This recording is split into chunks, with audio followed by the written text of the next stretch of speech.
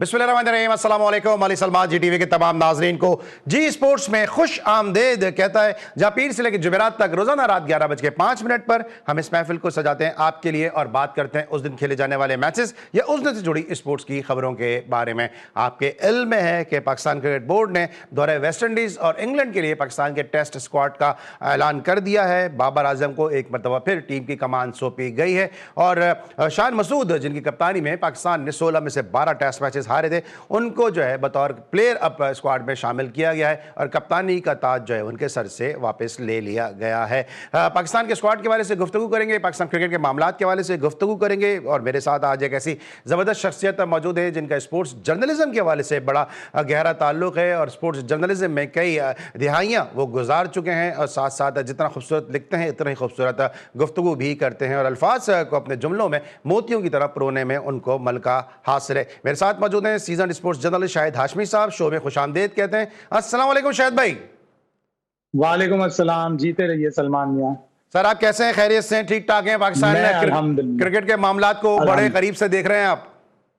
हाँ, बिल्कुल, हमेशा से देखते हैं और कभी कभी चश्मा लगा के भी देखते हैं।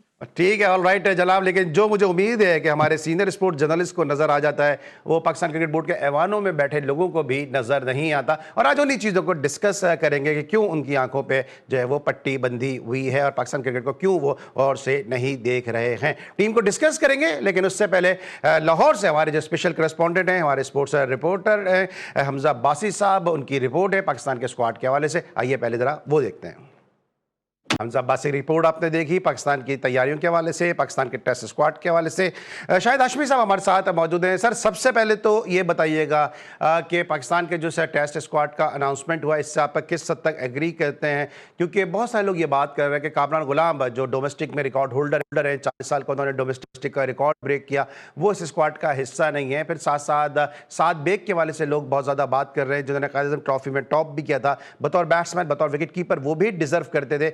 इसके साथ साथ अगर पाकिस्तान क्रिकेट बोर्ड के जो जहादीदा सिलेक्टर्स हैं वो ये कहते हैं ग्राउंड पे जाने की जरूरत ही नहीं है क्योंकि हम डेटा देख के सब कुछ कर लेते हैं, तो डेटा में जो टॉप के 12 प्लेयर बैट्समैन मौजूद हैं उन 12 में मोस्टली तो टॉप ऑर्डर के प्लेयर हैं जो ओपन और वन डाउन करते हैं। लेकिन हैदराबाद से ताल्लुक रखने वाले साद खान जो भावलपुर से एज ए गेस्ट प्लेयर खेले हैं, उन्होंने 9 मैचों में 800 से ज्यादा रन बनाए। लेकिन 12वें नंबर के प्लेयर ओवैस जफर को जो है 9 मैचों में 600 से ज्यादा रन बनाने वाले को शामिल कर लिया। साद खान ने 3 सेंचुरियां, 3 निफ सेंचुरियां बनाई। ओवैस जफर ने 3 निफ सेंचुरियां और 2 सेंचुरियां बनाई। हर लिहाज से मिडिल ऑर्डर में साद खान उनसे आगे हैं। अपनी बातों की खुद ही कॉन्ट्रोडिक्शन नहीं है पीसीबी की जानिब से? अली, हम बहुत सी चीजों में सिलेक्शन में ख्याल नहीं रखते और जिस तरह आपने ये सारे स्टैट्स गिनवाए, कामरान का कहा, साद खान का कहा, साद बेग का कहा, इसी तरह और बहुत से फास्ट बॉलर हैं, जैसे आफ्ताब है फास्ट बॉलर, हिदायतुल्लाह एक फास्ट बॉलर है, एक नकीब करके फास्ट बॉलर है जिसने अपनी बॉलिंग से बड़ा मुतासिर किया था अभी जितने भी फर्स्ट क्लास मैचेस हुए थे। आप भी फर्स्ट क्लास बहुत फॉलो करते हो। पिछले 2 सीजन से मैंने कायद आज़म ट्रॉफी के काफी से ज्यादा मैचेस ग्राउंड पे जाके देखे हैं। पिंडी में जब मैच हो रहा था तो उस वक्त इंटरनेशनल क्रिकेट भी हो रही थी, तो मैं गैप में जब जब मुझे मौका मिलता था मैं जाके देखता था मैचेस। तो इन प्लेयरों के साथ अक्सर नाइंसाफी होती है। जो सिलेक्शन कमेटी जब सिलेक्शन करती है तो उनको चाहिए कि जो पिछला स्क्वाड था वो भी कम से कम अपने सामने रख लिया करें। साउथ अफ्रीका में जब साउथ अफ्रीका की टीम यहाँ आई थी तो रोहेल नजीर रिजर्व विकेट कीपर थे। जब टीम बांग्लादेश गई तो रोहेल नजीर नहीं थे, बगैर खेले वो बाहर हो गए और उनकी जगह गाजी गौरी आ गए। गाजी गौरी अच्छा प्लेयर है, उसने इंप्रेस किया अपनी परफॉर्मेंस से। प्रेसिडेंट कप में उसने रन भी बनाए थे। अब्दुल्ला फजल के बाद वो सेकंड हाईएस्ट रन स्कोरर था, लेकिन वो रेड बॉल में था, उसको व्हाइट बॉल में चांस मिल गया। रोहेल नजीर अब कहीं पे भी नहीं है। और इसी तरह अम्माद भट्ट जो पिछले 2-3 सीजन से बड़ी अच्छी परफॉर्मेंस कर रहा है, बड़ा अनलकी प्लेयर है। 2016 में मुदस्सिर नजर जब एनसीए में थे उन्होंने उसको पॉइंट आउट किया कि बड़ा अच्छा प्लेयर है। उसको एक T20 के लिए जो मैनचेस्टर में पाकिस्तान ने खेला था सरफराज की क़यादत में, वहां भेजा, वहां से खेले बगैर आ गया। पिछले सीजन में सियालकोट को चैंपियन बनवाया कायद आज़म ट्रॉफी का। इस साल उसकी सीजन में एक सेंचुरी भी है, विकेटें भी लेता है। जब आपने उसे बांग्लादेश भेजा और उससे नहीं खिलाया तो आपको तो सबसे पहला नाम आपको लिखना चाहिए था अम्माद भट्ट का कि नहीं, ये बांग्लादेश गया था, इसको नहीं चांस मिला। आमिर जमाल को आपने अच्छा खासा खेलते खेलते, एक प्लेयर जिसने अपनी पहली सीरीज में 18 विकेटें ली, एक 82 किया, इंग्लैंड के खिलाफ एक 50 किया, उसको केप टाउन टेस्ट के बाद बाहर ही कर दिया। केप टाउन टेस्ट में उससे सिर्फ एक ही ओवर कराया। तो आप अपनी सिलेक्शन में कंसिस्टेंट नहीं हो, कुछ करते हो कुछ नहीं करते। फिर जब आप कैंप में बुलाते हो लड़कों को, तो आपका सबसे पहला, तुम और मैं, अगर मुझे और तुम्हें भी दे दी जाए कि कैंप में हमें 30 लड़कों को बुलाना है, तो हम ये करेंगे कि 5 कायदे-आज़म ट्रॉफी के बैटर, 5 कायदे-आज़म ट्रॉफी के bowler, top bowler, 5 president cup के टॉप बैट्समैन, 5 प्रेसिडेंट कप के टॉप बॉलर, और इसी तरह व्हाइट में जब हम बनाएंगे तो हम वनडे कप के और T20 कप के टॉप परफॉर्मर्स को लेंगे। आपने कामरान गुलाम को कैंप में नहीं बुलाया, मीडिया ने शोर मचाया, कामरान गुलाम को बुला लिया। आपने शाहजेब खान को नहीं बुलाया, शाहजेब खान को जब शोर मचाया, आपने शाहजेब खान को बुला लिया। आप डेटा की बात करते हो, वो नजर, हमजा नजर एक लड़का है, शायद अगर मैं सही नाम ले रहा जी। हूँ, ऑफ ब्रेक बॉलर, उसका मैंने एक यूबीएल पे बड़ा अच्छा 100 देखा था, बड़ी हार्ड हिटिंग बैटिंग उसने की थी, गालिबन पीटीवी की तरफ से। उसको एकदम से आप ले आए, तो 85% डाटा कहां से आया है? 85% डाटा तो आप अपनी मर्जी से बना रहे हो। तो सिलेक्शन में बड़ी इनकंसिस्टेंसी है। साद खान हो गया, उसको पाकिस्तान शाहीन में चांस मिला, फिर कोई चांस नहीं मिला। तो आप अब इन लड़कों को, जिन लड़कों को आपने सेलेक्ट नहीं किया, कम से कम पाकिस्तान शाहीन में चांस दें, ताकि ये पाकिस्तान शाहीन से परफॉर्म करके आगे तो आ सकें किसी तरह। बिल्कुल सही है। और जिस तरह आपने हमाद भट्ट की बात की, बड़े अनलकी प्लेयर रहे वो, कि 2016 में स्क्वाड में मुंतखब हुए, बगैर खेले आ गए, 2020 में गए, बगैर खेले आ गए, अभी रिसेंटली बांग्लादेश सीरीज में 2026 में गए, बगैर खेले वो टीम से ड्रॉप हो गए। सियालकोट की आपने बात की, आपको याद होगा SNGPL के खिलाफ जो पीटीवी ने 40 रन डिफेंड किए थे, उसमें हमाद भट्ट का बड़ा इंपॉर्टेंट रोल था, जिसमें शामिल हुसैन कप्तान थे। तो हमाद भट्ट जो है वो प्रूवन एक प्लेयर है, काफी अरसे से खेल रहे हैं, स्टेट बैंक से भी खेले, लेकिन क्या वजह है उनको नहीं खिलाया जा रहा। फिर साथ साथ आप फास्ट बॉलर की बात कर रहे हैं, तो अगर डेटा पे ही हम रिलाई कर रहे हैं, तो कायदे-आज़म ट्रॉफी में टॉप का बॉलर है अली उस्मान, ठीक है, वो सिलेक्ट हो गए, लेफ्ट आर्म स्पिनर है। उसके बाद साकिब खान है जो नंबर 2 पर आते हैं। फिर इसके अलावा मैं आफ्ताब कह रहा था, वो साकिब है जी। फिर उसके बाद फिर उमर खान है जो कराची से ही खेलते हैं। ये सारे बॉलर जो है वो नजर आ रहे हैं जिन्होंने डोमेस्टिक में रेड बॉल में परफॉर्मेंस दी है, लेकिन अगर सिलेक्ट होते हैं तो बादशाह सिलेक्ट हो जाते हैं पाकिस्तान सुपर लीग की परफॉर्मेंस से। फिर पीसीबी खुद तो डोमेस्टिक को इज्जत दे नहीं रहा है, सेंट्रल कॉन्ट्रैक्ट में जो है वो डोमेस्टिक को लेकर आते हैं, फिर डोमेस्टिक की बात करते हैं, डोमेस्टिक को मजबूत करने की बातें की जाती हैं।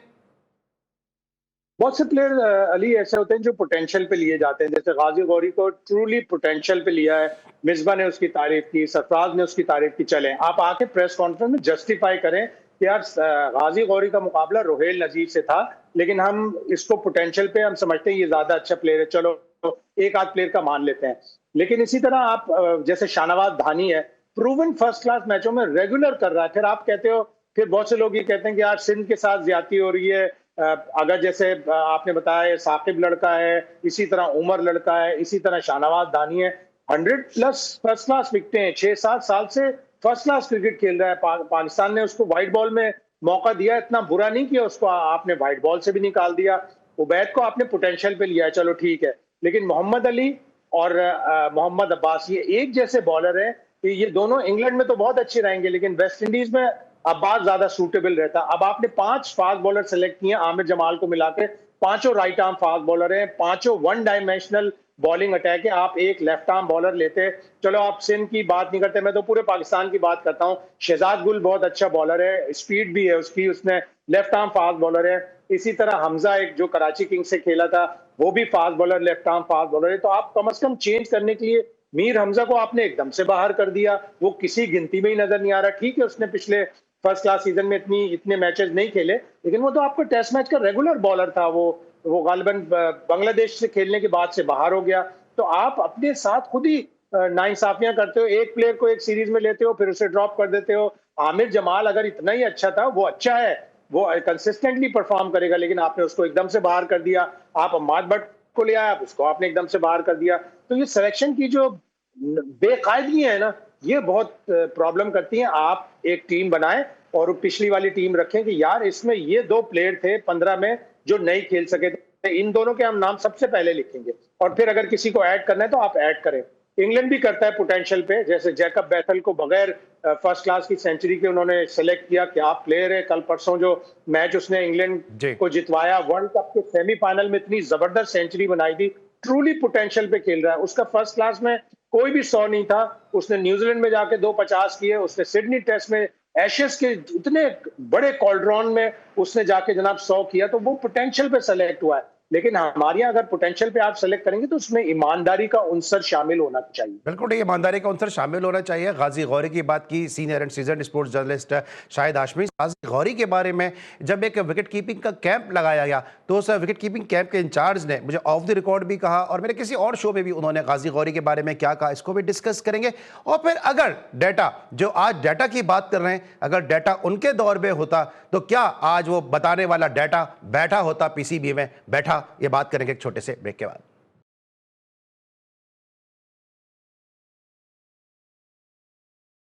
Welcome back after the break. और ब्रेक पर जाने से पहले बात करते हैं गाजी गौरी के हवाले से।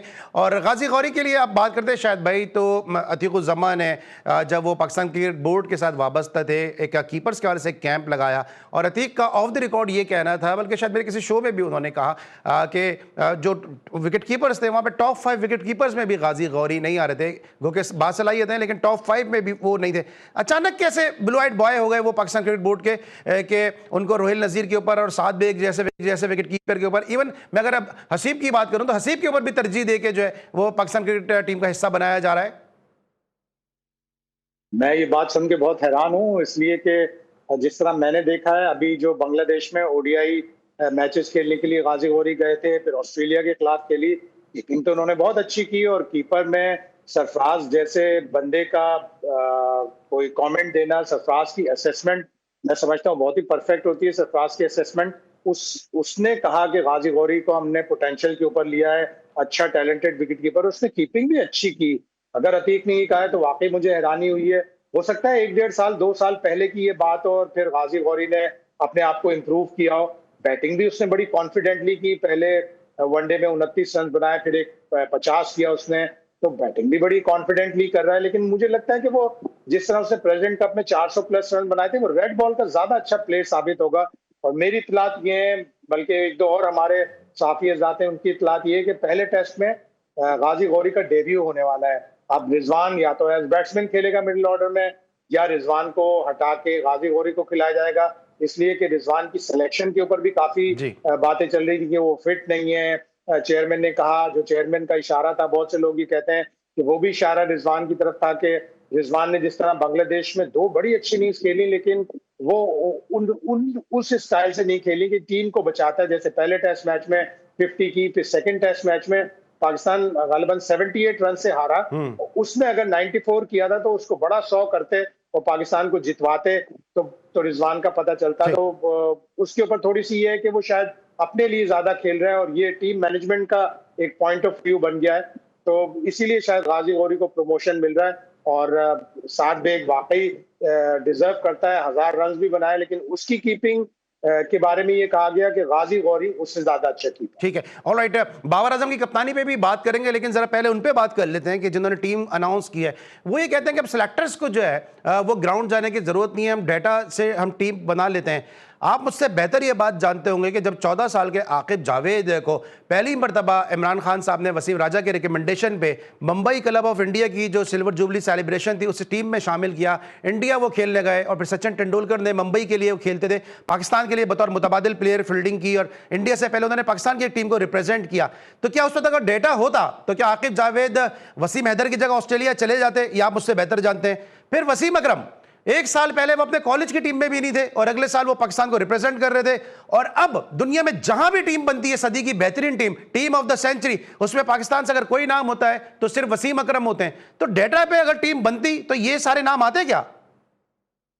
आजकल बहुत ज्यादा डाटा को वैल्यू करा रहे हैं इंग्लैंड वालों ने, जब से ये डाटा का शुरू किया, उसके बाद से पीएसएल में हर लीग में कि जी लेफ्ट आर्म स्पिनर अगर करा रहा है तो डाटा ये कहता है कि वो लेफ्ट हैंडर को बॉलिंग ना कराए, पूरे मैच में ना कराए बॉलिंग लेफ्ट आर्म स्पिनर, इसलिए कि लेफ्ट हैंडर को वो आउट नहीं कर सकता। तो ये डाटा को आपको चैलेंज भी करना होता है कि अगर कोई डाटा अगेंस्ट बोल रहा है तो आप उसको जाएं, चैलेंज करें, अपनी स्किल दिखाएं, और left arm spinner, left handed batsman को भी आउट करें। और ये इकबाल कासिम के दौर में, रकीब सर के दौर में कई लेफ्ट हैंडर होते थे और ये लोग उनको आराम से आउट करते थे। तो अब डाटा बहुत ज्यादा आ गया। थोड़ा सा आकिब जावेद का जो स्टेटमेंट था वो ये था कि अब चूंकि हमारी स्ट्रीमिंग हो रही है परफेक्ट, हम पूरा का पूरा मैच दिखाते हैं, इसलिए सेलेक्टर्स को जाने की जरूरत नहीं है। तो स्ट्रीमिंग अगर ना हो और अगर सिलेक्टर ना जाए तो फिर तो बहुत सवालिया निशान है, इसलिए कि अक्सर ऐसा होता है कि एक खिलाड़ी 300 रन बना देता है, और ये अभी हाल ही में हुआ अनीफ मोहम्मद ट्रॉफी में 300 रन बना देता है, और स्कोरर ने कहा कि उसके 9 कैचेस ड्रॉप हुए थे, 9 कैचेस ड्रॉप करने के बाद उसने 300 बनाया। तो ये सेलेक्टर्स को कैसे पता चलेगा? और अगर किसी ने 200 या 150 6 कैच छूटने पे बनाया है, या कोई बहुत ही वीक ऑपोजिशन के खिलाफ बनाया है, ये तो सिलेक्टर्स को पता होना चाहिए। सिलेक्टर्स को तो ग्राउंड पे जाना चाहिए। उन्होंने इसलिए ये बात कही कि वो ये कह रहे हैं कि हमारी यहाँ स्ट्रीमिंग इतनी अच्छी हो रही है कि हम मैच की एक एक चीज अपने ड्राइंग रूम में या बोर्ड के ऑफिस में बैठ के देख सकते हैं।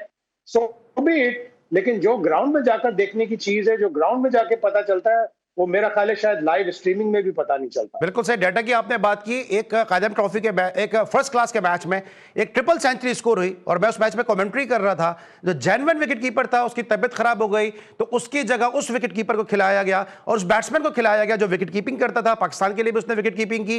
एक ओवर के बाद उसके बॉल लग गई, वो ग्राउंड से बाहर चला गया। उसके बाद जो 2 और प्लेयर थे जो पाकिस्तान सुपर लीग में विकेट कीपिंग करते हैं, क्योंकि PSL के मैचेस शुरू होने थे, कोच कह के थक गया, उन्होंने विकेट कीपिंग नहीं की, और एक ऑफ स्पिनर ने उस मैच में जो है वो विकेट कीपिंग की, और सामने वाली टीम का बैट्समैन ट्रिपल सेंचुरी कर गया। तो डेटा में तो ट्रिपल सेंचुरी आ गई, लेकिन किन हालात में वो ट्रिपल सेंचुरी हुई है, वो शायद पाकिस्तान क्रिकेट बोर्ड तक वो सेंचुरी नहीं पहुंची होगी कि किस तरह वो ट्रिपल सेंचुरी स्कोर हुई है। अब बाबर आजम की कप्तानी पे बात करते हैं कि बाबर आजम को बार बार जो कहते हैं, शायद बाबर आजम की कप्तानी और किसी कमजोर की लड़ाई एक ही बात हो गई है कि अब के मार, अब के मार और अब के मार। नतीजा वही ढाक के 3 पात ही आता है कि हमने पाकिस्तान सुपर लीग में भी कप्तानी देखी, जो उन्होंने कराची किंग के लिए 10 में से 9 मैच हार गए।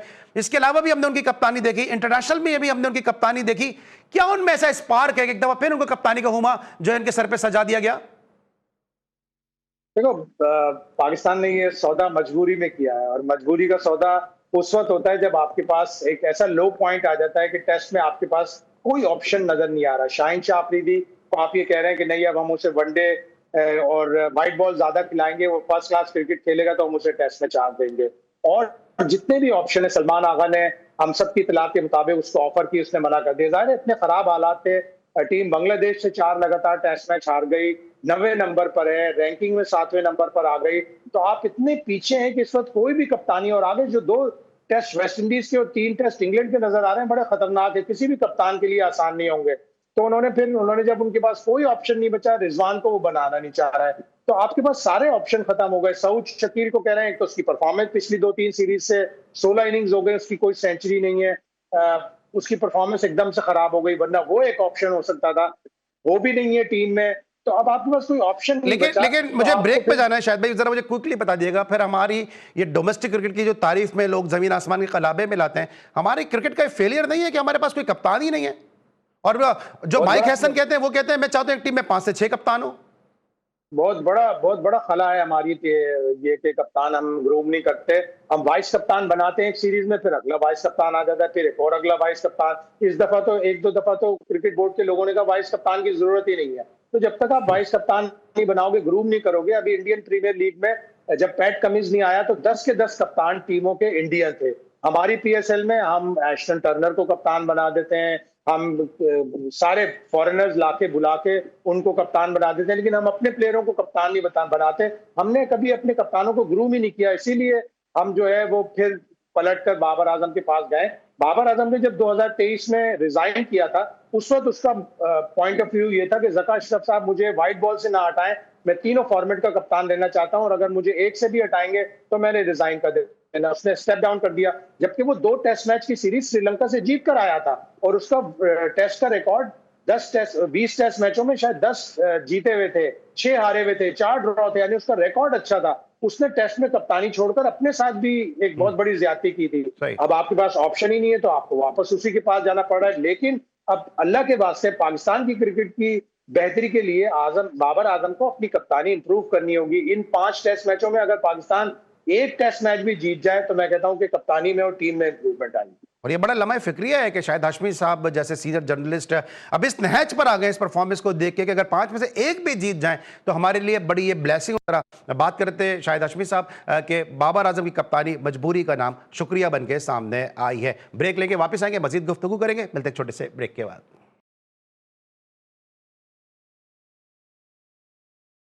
Welcome back after the break. Pakistan cricket पे हमने काफी डिस्कशन किया शायद आसमी साहब के साथ, और अभी मजीद डिस्कशन और भी करना है। लेकिन अब कल जो मैच खेला जा रहा है इंग्लैंड और इंडिया के दरमियान, और इंडिया की टीम में इस वक्त क्या हो रहा है कि उन्होंने अपने विनिंग कैप्टन सूर्य कुमार यादव को ड्रॉप कर दिया है, शिराज अय्यर को कप्तान बनाया।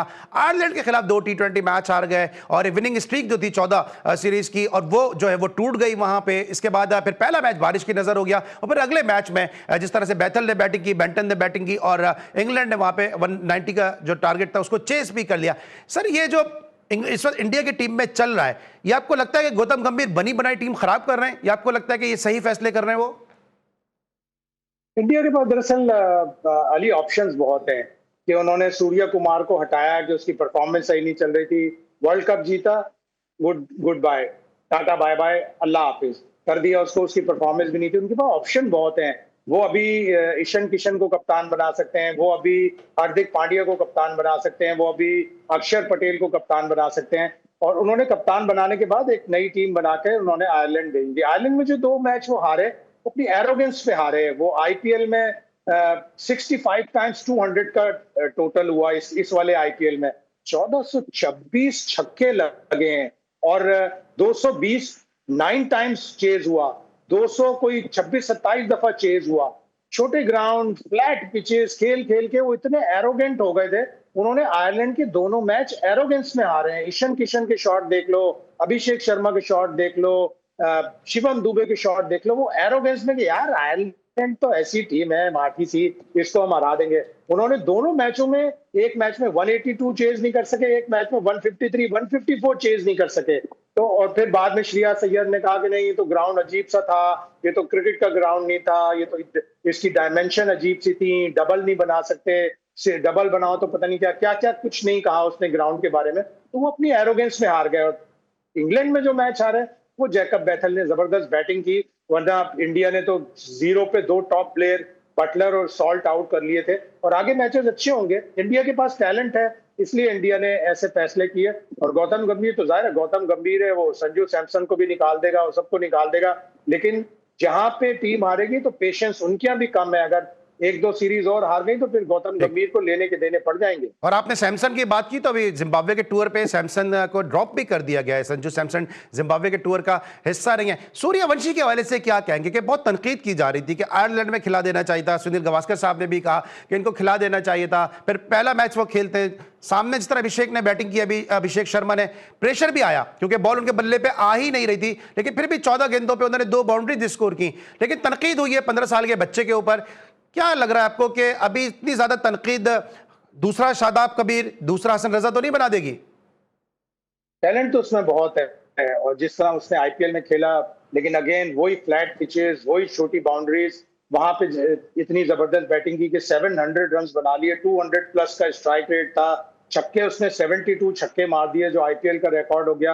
लेकिन इंटरनेशनल क्रिकेट में वो स्ट्रगल करेगा, इसलिए कि इंटरनेशनल क्रिकेट में लोग पकड़ लेते हैं, अपना वीडियोस देखते हैं, अपनी सारी गलतियां निकाल के देखते हैं कि कहाँ पे बॉलिंग करेंगे, बॉडी पे बॉलिंग करेंगे, या आउटसाइड की ऑफ स्टंप बॉल करके उसे डीप कवर और डीप पॉइंट लेके वहां पे आउट करेंगे, तो वो पकड़ लेंगे उसे फौरन थोड़े अरसे में रियलाइज हो जाएगा कि आईपीएल के जो उसके करतब थे और आईपीएल की जो उसकी बहुत जबरदस्त टैलेंटेड बैटिंग थी, वो इंटरनेशनल क्रिकेट में इस तरह नहीं चलेगी। थोड़ी बहुत 1-2 इनिंग्स शायद वो खेल ले, लेकिन इंटरनेशनल क्रिकेट में लोग जल्दी पकड़ लेते हैं। है वो बड़ा जबरदस्त टैलेंटेड प्लेयर, और अभी डैरेल कलिनन ने बड़ा अच्छा एक आर्टिकल लिखा कि उसको अभी बॉय रहने दो, अभी उसको मैन ना बनाओ। और आयरलैंड में जो उन्होंने नहीं दिया चांस, उसका भी उन्होंने जस्टिफिकेशन दिया, डेस्कॉटे ने आके दिया, मॉर्नी मॉर्कल ने आके दिया, और भी उनके जो बैटिंग कोच हैं, कोटक, क्या नाम है उसका, कोटक, उसने भी आके दिया एक जस्टिफिकेशन की जो प्लेयर पहले से खेल रहे हैं, एक प्रोसेस होता है, उस प्रोसेस के तहत खिलाएंगे। और फिर उन्होंने इंग्लैंड में उसे चांस दिया। इंटरनेशनल क्रिकेट बड़ी जालिम क्रिकेट है, यहाँ पे बॉलर्स और जो सर सीरीज का क्या रिजल्ट देख रहे हैं? 5 T20 की सीरीज है, ये तो कहना बहुत मुश्किल है, लेकिन इंडिया कम बैक करेगा, जाहिर है इंडिया कम बैक करेगा। और इंग्लैंड की टीम, जिस तरह बैथल ने बैटिंग की, जिस तरह बेंटन बैटिंग कर रहा है, और हर मैच में बटलर और सॉल्ट जो है 0 पर आउट नहीं होंगे, वो भी अच्छी बॉलिंग करेंगे। और इंग्लैंड की बॉलिंग भी अच्छी है। अच्छी अच्छी जबरदस्त सीरीज होगी। सही। सर मुझे ब्रेक पे जाना है, लेकिन आज बांग्लादेश का और जिम्बाब्वे का जो पहला एक रोजा मैच खेला गया, 70 रन पे 8 आउट कर दिए यहां पर बांग्लादेश ने, और वनडे की बेस्ट फिगर यहां पे अचीव किया बांग्लादेश की जानिब से कि 21 रन देके 6 विकेटें नाहिद राणा ने हासिल की। मशरफी मुर्तजा का 2006-5-6 का जो रिकॉर्ड था, 26 रन देके 6 विकेटें, उसको मजीद बेहतर किया आज नाहिद राणा ने। लेकिन उसके बावजूद जिम्बाब्वे इस पहले एक रोजा मैच को बड़ी आसानी से जीत गया। ये बांग्लादेश के मसाइल क्या नजर आ रहे हैं आपको कि टेस्ट मैच भी हार गए और पहला वनडे भी हार गए? टेस्ट मैच में तो अली उन्होंने नाहिद को, तस्कीन को और अपने मेन प्लेयर रेस्ट कराए थे। लिटन दास इंजर्ड था, टेस्ट का बड़ा अच्छा प्लेयर है वो, तो वो टेस्ट मैच वहां हार गए। वनडे आज बड़ा सरप्राइजिंगली हार गए कि इतने कम स्कोर पे जिम्बाब्वे को आउट करने के बाद फिर जिम्बाब्वे के फास्ट बॉलर ने भी, और फिर नीचे से 7वीं या 8वीं विकेट पे नगारवा ने, और दूसरा एक बैट्समैन था न्यूटन कुछ करके नाम है उसका, उसने एक लंबी पार्टनरशिप कर दी। न्यूमैन करके नाम था उसका, न्यूमैन, सॉरी हाँ, न्यूमैन ने, इन दोनों ने पार्टनरशिप अच्छी लगाई और उस टोटल तक पहुंचाया जिसमें उन्होंने फाइट भी की। 63 रन की पार्टनरशिप थी। हाँ, ये होती है फाइटिंग क्वालिटी कि आप अपने शोल्डर ना ड्रॉप करें। अगर आप कम स्कोर पे 100 इन कुछ पे आउट हो गए थे ना, 130 कुछ पे आउट हुए हैं, तो आप अगर यही हमारा कोई कप्तान होता तो कहता नहीं यार हम तो ऑलरेडी मैच हार गए, हमें अब क्या, फाइट करो, आप विकेट लो तो आप सामने वाली टीम को भी आउट कर सकते हो, और ये जिम्बाब्वे ने आज प्रूव किया। बिल्कुल ठीक है। हम बात कर रहे थे जनाब पाकिस्तान क्रिकेट के अलावा इंडिया और बांग्लादेश जिम्बाब्वे की सीरीज है के हवाले से। ब्रेक लेंगे, वापस डिस्कस करेंगे कुछ पाकिस्तान क्रिकेट को। मिलते हैं एक छोटे से ब्रेक के बाद। Welcome back after the break. Shahid Hashmi साहब हमारे साथ मौजूद हैं, और जब जब इस किस्म के सीनियर स्पोर्ट्स जर्नलिस्ट हमारे साथ मौजूद होते हैं तो हम अपने आपको बड़ा ब्लेस फील करते हैं कि असातिज़ा जो है हमारे शो का हिस्सा बनते हैं और हमारे शो को रौनक बख्शते हैं। शाहिद हाशमी साहब, अभी आकिब जावेद का एक बड़ा कंट्रोवर्शियल एक इंटरव्यू हुआ। मैं कंट्रोवर्शियल इसलिए कहूंगा कि उसमें बहुत सारी ऐसी बातें की हैं कि जिसको काउंटर किया जा सकता था और उसको काउंटर किया नहीं गया बावजूद किसी वजह से भी। मुख्तलिफ वो शोज के अंदर बैठे हैं। उन्होंने एक स्टेटमेंट दिया कि पाकिस्तान क्रिकेट सिर्फ 2 वजह से इस वक्त पीछे चली गई है और उसके बाद हम पनप नहीं सकें। पहले उन्होंने ये कहा कि जो मार्च 2009 में श्रीलंकन टीम पर हमला हुआ वो वजह थी, और फिर उसके बाद उन्होंने नाम लेके कहा ना, सलमान बट, आसिफ और आमिर का नाम लेके कहा कि इनकी वजह से जो फिक्सिंग में इन्वॉल्व हुए पाकिस्तान की क्रिकेट दोबारा अपने पांव पे खड़ी नहीं हो सकी। अभी टिकर जो थे स्क्रीन से उतरे भी नहीं थे कि अगले दिन सलमान बट जो है वो माइक हैसन के साथ पॉडकास्ट कर रहे हैं और अब वो बाबर आजम के साथ पॉडकास्ट कर रहे हैं। तो क्रिकेट बोर्ड किस पेज पर है? हाँ, वाकई ये इसके ऊपर बड़ी तनकीद होगी पाकिस्तान क्रिकेट बोर्ड के ऊपर कि सलमान बट को आपने कमेंट्री का हिस्सा बनाया है, वो अच्छी कमेंट्री कर रहा है, अच्छे एनालिसिस दे रहा है, लेकिन अब आपने उसको एक तरह से पाकिस्तान क्रिकेट बोर्ड का स्पोक्समैन बना दिया है। और जिस तरह से वो इंटरव्यू कर रहा है तो इसके ऊपर यकीनन तनकीद होगी। पाकिस्तान क्रिकेट बोर्ड को इसका जवाब देना पड़ेगा और जवाब देना भी चाहिए।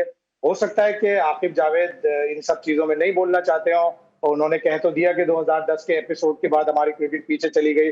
वो ये कहेंगे कि मैंने तो ये कहा था कि उस ऑफेंस की वजह से चली गई, मैंने किसी का नाम नहीं लिया। लेकिन पाकिस्तान क्रिकेट बोर्ड को इसको जस्टिफाई करना पड़ेगा और इसके ऊपर काफी तनकीद होगी, क्योंकि सलमान बट से कोई एतराज नहीं है, क्योंकि जब वो कमेंट्री कर रहे हैं, वो डोमेस्टिक कर रहे हैं, इंटरनेशनल कर रहे हैं। मुझे एतराज सिर्फ ये है कि फिर आप नाम लेके कैसे किसी को पॉइंट आउट कर सकते हैं? जिस तरह वो पाकिस्तान की विमेंस टीम में एक वो क्रिकेटर हैं, उनके हस्बैंड आ गए कि जी वो मेरी बीवी को कुछ नहीं कहो, उन्होंने बड़ी मेहनत की है, वो जानते हैं कि उन्होंने कितनी मेहनत की है, वो ये जानते हैं कि वो रिजल्ट उनकी टीम नहीं दे रही, लेकिन वो घर बैठ के सब जानते हैं। लेकिन हम लोग जो क्रिकेट को फॉलो करते हैं शायद हम लोग नहीं जानते। तो जो नाम लेके जो पॉइंट आउट करने का सिलसिला है, आप समझते हैं कि ये खुद बैकफायर कर जाता है? कंफ्लिक्ट ऑफ इंटरेस्ट आ जाता है। जैसे आप अली यूनुस की बात कर रहे हैं कि उनकी मिसेज आलिया रियाज खेल रही है क्रिकेट, तो उनको अगर तो मैन ऑफ कैरेक्टर्स होते थे जैसे जहांगीर खान साहब, कि माजिद खान की जब सिलेक्शन का मसला है तो उन्होंने कहा नहीं मैं इसकी सिलेक्शन कमेटी की इजलास में नहीं बैठूंगा इसलिए कि मेरे बेटे की बात है। तो जब कॉन्फ्लिक्ट ऑफ इंटरेस्ट आए तो आपको वहां से हट जाना चाहिए, ना ही उसके ऊपर बात की जाए। वो एक दफा कमेंट्री करते हुए उन्होंने क्रिटिसाइज किया था, उस वक्त भी उनको कमेंट्री के पैनल से हटा दिया गया था कि उन्होंने आलिया रियाज के बैटिंग ऑर्डर पे थोड़ी सी तनकीद की थी। तो नहीं करना चाहिए। वो एक अच्छा कमेंटेटर है, अपनी कमेंट्री से मतलब रखे। उसकी मिसेज अगर क्रिकेट खेल रही है, अगर वो परफॉर्म करेंगी तो अपनी प्लेस को जस्टिफाई करेंगी, अगर वो परफॉर्म नहीं करेंगी तो अपनी प्लेस को जस्टिफाई नहीं करेंगी। अभी बहुत ही पुअर T20 वर्ल्ड कप उनका गुजरा है, एक जमाना था कि वो लेकिन बड़ी सर अच्छी जो ऑलराउंडर उन्होंने थी। वजाहत दी है उस पे मैं चाहूंगा, क्योंकि आप बड़े अरसे से क्रिटिसाइज भी करते हैं प्लेयर को, तारीफ भी करते हैं, और ये हम लोग भी काम कर रहे होते हैं, लेकिन जो उन्होंने एंगल देने की कोशिश की है कि मेरे घर में घुसने की कोशिश की है, अगर कोई मेरी बीवी को कहेगा तो मैं दूसरों की बीवियों को कहना शुरू कर दूंगा। फिर उन्होंने साथ साथ ये भी कहा उसमें उन्होंने कि जी वो बड़ी मेहनत करके जो है वो वहां पे गई है। फिर इंजमाम का उन्होंने नाम लिया, सब जानते हैं इंजमाम की वकार मुझसे क्या दोस्ती है। तनवीर अहमद का उन्होंने वहां पे नाम लिया, और भी लोगों के नाम लिए, उसमें इवन मेरा भी नाम है। मैं तो अपने लिए मेडल समझता हूं कि उन्होंने मेरा भी उसमें नाम लिया कि हम क्रिकेट बोर्ड पे तनकीद करते हैं। आप समझते हैं कि किसी की परफॉर्मेंस पे तनकीद करना उसके घर में घुसने के मुतरादिफ है? बिल्कुल अलग चीज है। घर में नहीं घुस रहे, अगर उनकी मिसेज हैं लेकिन वो प्लेयर हैं इसलिए खेल रही हैं और इसीलिए उनके ऊपर क्रिटिसिज्म हो रहा है कि उनकी परफॉर्मेंस नहीं थी। अगर वो घर में होंगी, क्रिकेट नहीं खेल रही होंगी, तो किसी को क्या पड़ी है कि उनके ऊपर तनकीद करे, या उनकी जो भी जिंदगी है, जो भी उनके जॉब है, दूसरे जॉब है, अगर वो फॉर एग्जाम्पल बैंक में जॉब कर रही होती तो हम क्रिकेट के एनालिस्ट या हम क्रिकेट के कमेंटेटर या आप क्रिकेट के एंकर उनके ऊपर थोड़ी तनकीद करते हैं कि वो बैंक में अच्छी परफॉर्मेंस नहीं दे रही। हम तो इसलिए करेंगे, या कोई भी इसलिए कर रहा है तनकीद कि वो क्रिकेट खेल रही है और उनका एक अच्छा रिकॉर्ड था, एक अच्छी सीनियर प्लेयर थी जिनकी बॉलिंग से उन्होंने अपने आप को ऑलराउंडर साबित किया था। अच्छे उन्होंने मैचेस भी जितवाए, लेकिन जब से वो बॉलिंग नहीं कर रहे उनकी अफादियत हाफ हो गई और फिर उनकी परफॉर्मेंस भी। अच्छा शायद भाई आखिरी मेरा सवाल है क्योंकि वक्त कम है। उन्होंने एक पॉडकास्ट में यह भी कहा कि अगर वो बॉलिंग नहीं करती हैं तो उसकी कप्तान, इसकी जिम्मेदार कप्तान है। अब वही वाली बात है कि ऐसे लोग मेरे शो में तो आते ही नहीं है जो उनसे काउंटर क्वेश्चन हो। सवाल ये होता है कि अगर वो नेट पे भी बॉलिंग नहीं कर रही हैं, 2023 से डोमेस्टिक में भी बॉलिंग नहीं कर रही हैं, तो फातिमा साना को कैसे जो है वो ब्लेम दिया जा सकता है कि वो उनको बॉलिंग नहीं दे रही हैं? और दूसरा मेरा इसी में क्वेश्चन, इसमें आप सप्लीमेंट्री क्वेश्चन है कि अगर वो इतना वजाहती बयान नहीं देते और मेरी बीवी नहीं करते, 15 लड़कियां खेल रही हैं, सिर्फ आलिया रियाज की मीम्स क्यों आ रही हैं? इसलिए कि आलिया रियाज से लोगों को एक्सपेक्टेशन थी। वो पाकिस्तान की स्टार प्लेयर हैं, पाकिस्तान की सीनियर प्लेयर हैं, ओवर 100 मेरा ख्याल है T20 इंटरनेशनल खेले, उनका स्ट्राइक रेट अच्छा है, उनका एवरेज अच्छा है। जब वो विकेट लेती थी, बॉलिंग कराती थी, उनकी अफादियत डबल होती थी। और इस वर्ल्ड कप में अगर फातिमा सना से, सादिया इकबाल से, मुनीबा से परफॉर्मेंस की उम्मीद थी तो आलिया रियाज से भी सबको थी। उनकी बैटिंग, शायद 4 मैचों में सिर्फ 35 रन बनाए उन्होंने। बांग्लादेश के क्रूशियल मैच में वो 0 पर आउट हुई। तो फिर तनकीद होती है, जब तारीफ करते हैं तो तनकीद करते हैं, तो फिर उस तारीफ के भी मायने होते हैं कि भाई आपने तनकीद के वक्त तनकीद की और तारीफ के वक्त तारीफ की। अगर आप तारीफ के वक्त सिर्फ तारीफ करेंगे और तनकीद के वक्त तनकीद नहीं करेंगे तो आपकी तारीफ जो है वो भी खोखली हो जाएगी। ठीक है। Thank you so much. Shahid Hashmi साहब हमारे साथ मौजूद थे और हमने बहुत सारे क्रिकेट के मामलों पे गुफ्तगू की और कोशिश की कि हम जाने कि एक सीनियर स्पोर्ट जर्नलिस्ट है, पाकिस्तान क्रिकेट बोर्ड के मामलों को और दुनिया के क्रिकेट के मामलों को किस नज़र से देखते हैं। आज के लिए बस इतना ही, लेकिन फुटबॉल फीवर इस वक्त इरूज पर है। नेमार ने ब्राजील की शिकस्त के बाद जो है वो फुटबॉल से रिटायरमेंट का ऐलान कर दिया है। इस हवाले से हमारा एक स्पेशल शो होगा, मिनी ब्राजील से आप करीब देख सकेंगे। अली सलमान को पूरी प्रोडक्शन टीम के साथ इजाजत दीजिए। अपना बहुत ख्याल रखिए। अल्लाह हाफिज़।